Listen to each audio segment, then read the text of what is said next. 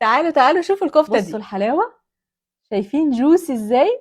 بصوا. كله بفضل المكون السري. سيبوا الفيديو الاول عشان حرفيا دي الكفته اللي هتعتمدوها في رمضان ده ان شاء الله.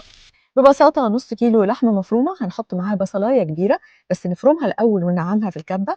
هنحط كمان معلقتين من البقدونس المفروم، هنحط معلقتين كبار من الدقيق، هنحط ملح وطبعا الفلفل، وعندنا كمان بابريكا، وعندنا دلوقتي البيكنج باودر معلقه صغيره.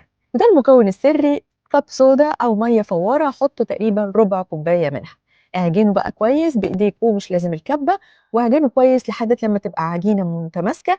وابتدوا صبعوا الكفته، وبعدين تجيبوا ايد الخشب بتاعه الاسباتولا ودخلوها في صباع الكفته وشكلوه عليها بالشكل ده لحد لما تبقى مفرغه من جوه. ايد معلقه خشب عاديه خالص خالص خالص عشان تبقى مفرغه وخفيفه من جوه.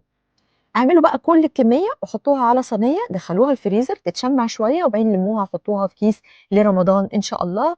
وممكن كمان تحطوها في علب وتحطوا ما بينها رقات عشان تطلعوا الكميه اللي انتوا عايزينها في الوقت اللي انتوا عايزينه. والباقي هنبتدي نحمره. انا بحب احمره في طاسه على نار، شويه زيت زيتون، ما بتاخدش اي وقت حرفيا. تعمليها قبل الاذان ب5 دقائق، هتبقى سهله وبسيطه ومش هتاخد اي وقت خالص.